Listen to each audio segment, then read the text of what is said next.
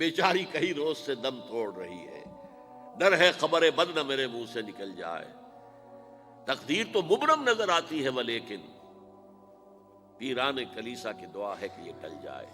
تو پہلی بات میری ختم ہوئی، عالمی نظام خلافت دنیا کی تقدیر مبرم ہے، ہو کر رہے گی، اس میں کسی صاحب ایمان کو کوئی شک، کوئی شبہ، کوئی ریب نہیں ہونا چاہیے۔ البتہ اس کا اب دوسرا پہلو کیا ہے، اس کا آغاز کہاں سے ہوگا؟ پہلی بات تو یہ، ہمارے بعض لوگوں کے ذہنوں میں، سادہ دل لوگ وہ سمجھتے ہیں کہ پوری دنیا میں ایک ہی دفعہ آ جانی چاہیے۔ یہ کوئی علاقائی خلافت تو نہیں ہو سکتی، خلافت تو عالمی ہوتی ہے۔ ان سے میں کہتا ہوں عالمی خلافت کب تھی جناب؟ یہ تو نہ خلافت راشدہ میں عالمی تھی، کیا ہندوستان شامل تھا اس میں؟ کیا چین شامل تھا؟ کیا یورپ شامل تھا؟ اور پھر جو خلافت کے نام سے جو ملوکیت چلی ہے، وہ بھی صرف آپ دور بنو امیہ میں کہہ سکتے ہیں کہ وہ پورا عالم اسلام کم سے کم اس کے تحت تھا۔ بعد میں خلافت عباس، بنو عباس میں، اور فاطمیین کی خلافت میں، اور آل عثمان جو ہیں آٹومان ٹرکس کی خلافت میں ٹکڑے تھے، حصے بکھرے تھے، کوئی مانتا تھا، کوئی نہیں مانتا تھا۔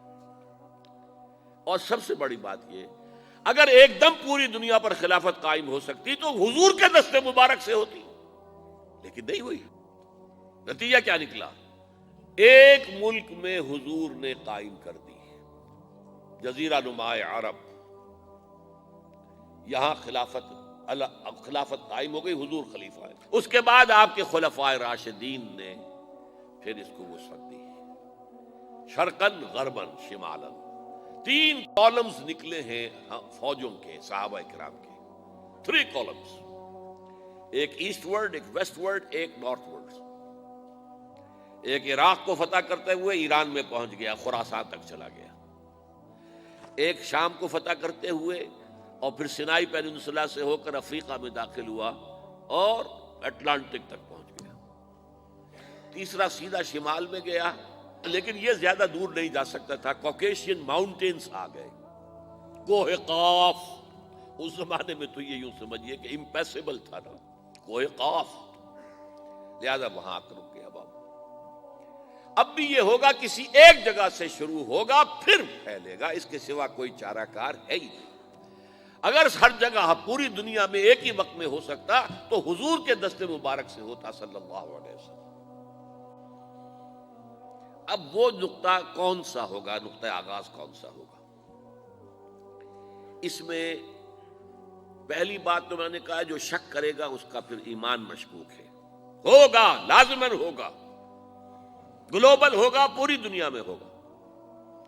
کہاں سے شروع ہوگا اس میں آپ اختلاف کر سکتے ہیں، لیکن مجھے تو 2 حدیثیں تو ملی ہیں جن سے یہ اندازہ ہوتا ہے کہ یہ اس مشرقی خطے سے ہوگا، عرب کے مشرق کی جانب کسی ملک سے ہوگا، کسی خطے سے ہوگا۔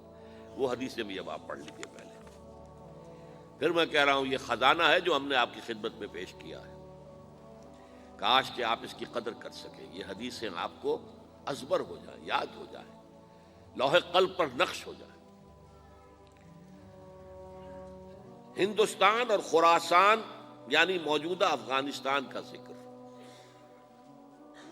ابن ماجہ کی روایت ہے، عن عبداللہ ابن الحارث رضی اللہ تعالی عنہ قال رسول اللہ صلی اللہ علیہ وسلم یخرج ناس من المشرق یوطئون للمہدی یعنی سلطانہ، یعنی سلطانہ، دونوں طرح سے پڑھ سکتے ہیں۔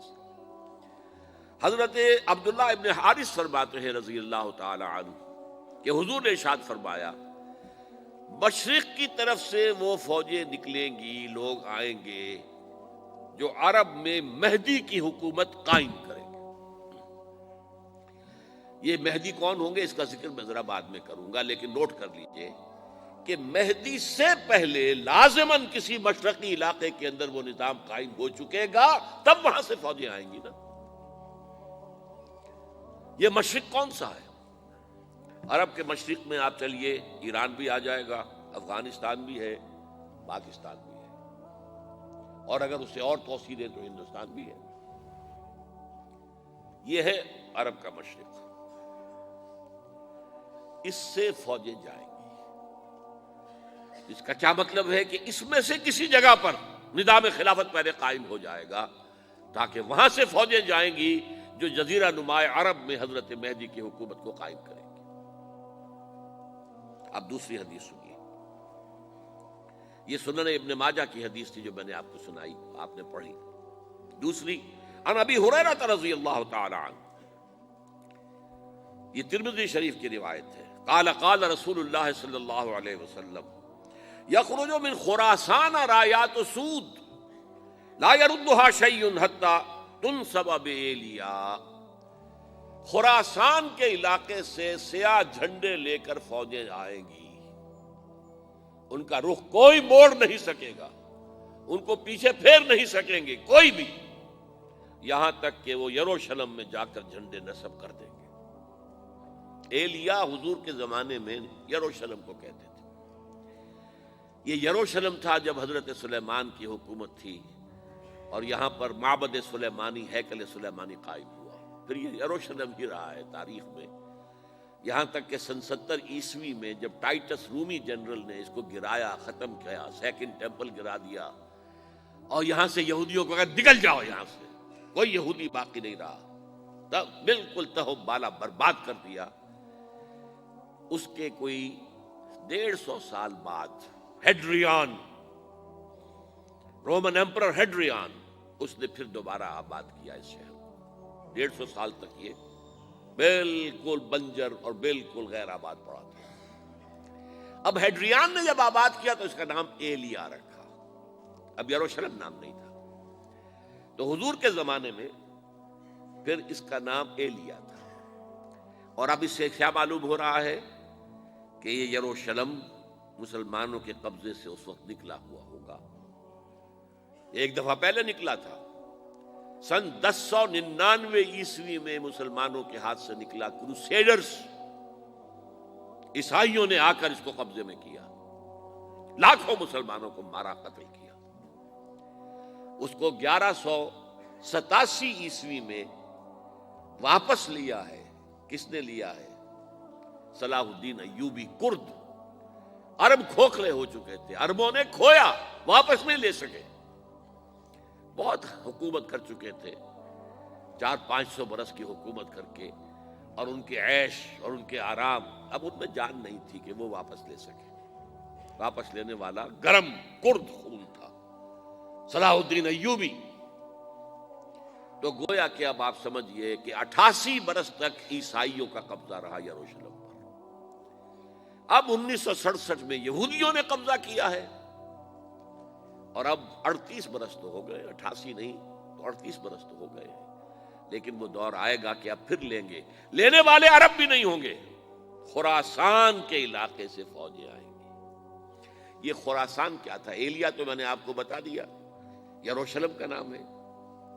خراسان اس زمانے میں ایک بہت بڑے ملک کو کہتے تھے، کچھ حصہ پاکستان کا بھی اس میں شامل ہے، کچھ حصہ ایران کا بھی ہے، ایران کے اس حصے کو اب بھی خراسان کہتے ہیں، وہ ایک صوبہ ہے، خراسان ایک صوبہ ہے ایران کا چھوٹا سا۔